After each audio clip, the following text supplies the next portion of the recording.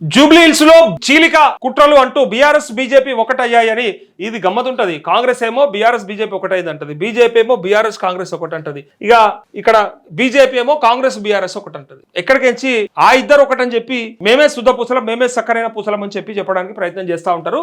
ఇగో ఆ రెండు చీకటి ఒప్పందం చేసుకున్నాయి, కాంగ్రెస్ ఓడించేందుకు కుట్రకు తెరదీసినాయి, ఓట్లు చీల్చేందుకు ప్రయత్నిస్తున్నాయి. తెలంగాణ సమాజం వాటిని తిప్పికొట్టాలి, మతతత్వ వాదులు బ్రిటిషర్ల కంటే ప్రమాదకరం, అన్ని కులాలకు ప్రజాప్రభుత్వం అండగా ఉంటుంది, అసెంబ్లీ అర్హత 25 నుంచి 21 ఏళ్లకు తగ్గించాల్సిన అవసరం ఉంది, త్వరలో శాసనసభలో తీర్మానం చేస్తాం, రాజీవ్ సద్భావన యాత్ర సంస్మరణ దినోత్సవంలో సీఎం రేవంత్ రెడ్డి సల్మాన్ ఖుర్షీద్ కు అవార్డు అందజేత అంటూ ఇక్కడ చీకటి ఒప్పందం ముందు వాళ్ళిద్దరు ఒకటైరని అంటా ఉంటారు. నేను కూడా జూబ్లీ హిల్స్ నియోజకవర్గంలో కొంత పబ్లిక్ బైట్స్ తీసుకునే ప్రయత్నం చేస్తా ఉన్నా, పబ్లిక్ టాక్ చేసే ప్రయత్నం చేస్తా ఉన్నా, బస్తీలలో తిరిగిన. సో మన దాంట్లో కొన్ని వీడియోలు పెట్టినా కొంతమంది కామెంట్స్ కూడా పెడతా ఉన్నారు, పెయిడ్ ఛానల్ అని ఒకడు, నాకు అర్థం కాలే, అంటే కాంగ్రెస్కి సపోర్ట్ చేసినట్టు మాట్లాడిన వీడియో ఉంటే ఇక అది పెయిడ్ ఛానల్ అయిపోతుందా? మరి రేపు పొద్దుగల బీఆర్ఎస్కి సపోర్ట్ చేసినట్టు ఎవరైనా మాట్లాడతారు, అది కూడా పెడతా నేను, అది కూడా పెయిడ్ అయిపోతుందా? అట్లెట్లయితుంది? ప్రజలు ఏం చెప్పారో అది తీసుకొచ్చి పెట్టాలి, కానీ మనము చెప్తేనో లేకపోతే మనం ఎంకరేజ్ చేస్తానో చెప్పరు. వాడు పిచ్చోడు కాదు కదా, వాడేందుకు ఇరుకుతాడు అలా, వానికేమో అవసరం, ఓటర్ అయ్యుండి వాడికి ఉంటే ప్రేమ ఉన్నది ఉన్నట్టు చెప్తాడు. నేను అక్కడ నలుగురు చెప్పారు కదా ఇదే మొత్తం ఇక రాసి పెట్టుకోండిగా జూబ్లీ హిల్స్ లో నవీన్ యాదవే గెలుస్తాడు, కాంగ్రెస్ గెలుస్తాడని నేను చెప్పలే. నేను అక్కడ ఉన్నటువంటి పరిస్థితులను లేకపోతే అక్కడ జనాలు ఏమనుకుంటారు అనే విషయాన్ని మనము వెలికి తీసే ప్రయత్నం చేస్తున్నాం. వాళ్ళతో మాట్లాడి రికార్డ్ చేయని కూడా కొన్ని ఉంటాయి, రికార్డ్ చేస్తే కొన్ని చూపించేట్టు కూడా ఉంటాయి. ఫైనల్గా రిపోర్ట్ ఏం కావాలో నేను ఇస్తా, నన్ను అడగండి ఎవరన్నా, అన్నా నాకు తెలుసుకోవాలని ఉంది అక్కడ ఎవరు గెలిచే అవకాశం ఉందన్నా, మరి బీఆర్ఎస్కి వేస్తారా లేకపోతే కాంగ్రెస్కి వేస్తారా లేదా బీజేపీకి ఉందా ఏమన్నా చెప్పుర్రి అంటే నేను చెప్తా, అనాలిసిస్ చేస్తున్నా, నాకు ఐడియా ఉంది, డేటా ఉంది, ఆ రిపోర్ట్ ప్రకారంగా నేను మీకు పక్కాగా ఎవరికి గెలిచే అవకాశం ఎక్కువ ఉందో కూడా చెప్తా. నేను మన దాంట్లో చాలాసార్లు చెప్పినా మళ్ళీ కూడా చెప్తా కావాలంటే. సో పండుగ పూట ఫస్ట్ అయితే మీ అందరికీ దీపావళి శుభాకాంక్షలు, లైవ్ చూస్తున్న వాళ్ళందరికీ.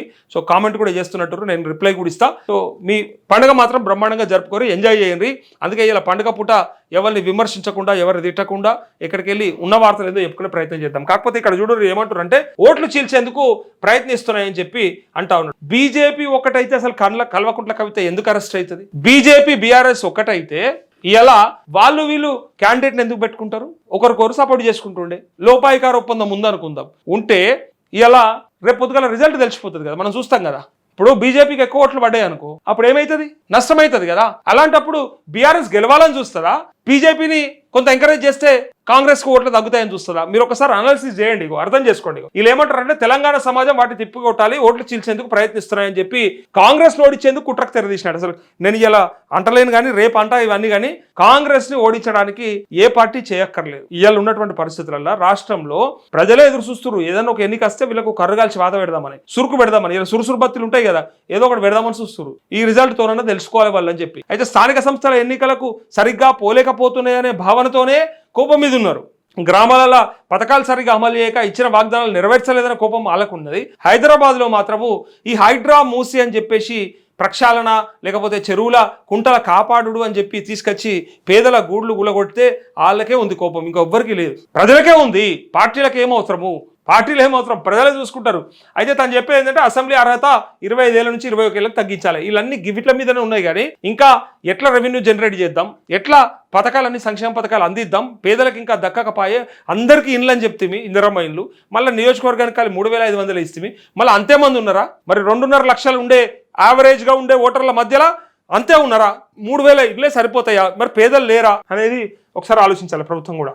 సో ప్రభుత్వానికి అయితే వీళ్ళు చెప్పేది ఏంటంటే జూబ్లీ హిల్స్ ఉప ఎన్నిక కోసం బీజేపీ బీఆర్ఎస్ చీకటి ఒప్పందం చేసుకున్నాయని సీఎం రేవంత్ రెడ్డి ఆరోపించారు. కాంగ్రెస్ పార్టీపై కుట్రకు ప్లాన్ చేశాయని, ఓట్లు చీల్చేందుకు ప్రయత్నిస్తాయన్నారు. తెలంగాణ సమాజం దీన్ని తిప్పుకోవటాలని పిలుపునిచ్చారు. మాజీ ప్రధాని రాజీవ్ గాంధీ సద్భావన యాత్ర సంస్మరణ దినోత్సవాన్ని పురస్కరించుకొని చార్మినార్ దగ్గర ఏర్పాటు చేసిన కార్యక్రమంలో ముఖ్యమంత్రి పాల్గొని ప్రసంగించారు. వివిధ రంగాల్లో విశేష సేవలు అందించిన నాయకుడు కేంద్ర మంత్రి సల్మాన్ ఖుర్షీద్ కు అవార్డు బహుకరించారు. అయితే ఈ సందర్భంగా రేవంత్ రెడ్డి మాట్లాడుతూ రాజీవ్ స్ఫూర్తితో ప్రజాపాలన కొనసాగుతుందని అన్నారు. ప్రజాపాలనలో అన్ని కులాలకు అండగా ఉంటామని స్పష్టం చేశారంటూ, అన్ని కులాలకు కాదు, ఫస్ట్ బీసీలకు మీరు ఇచ్చిన హామీలు నెరవేర్చండి, బీసీలకు 42% వాటా దక్కాలని చెప్పి మీరు బీసీ డిక్లరేషన్ అని పెట్టిన తర్వాత ఇలా కోర్టులో ఆ జీవో నిలబడకపోతే మరి దాని భవిష్యత్తు ఏంటిది?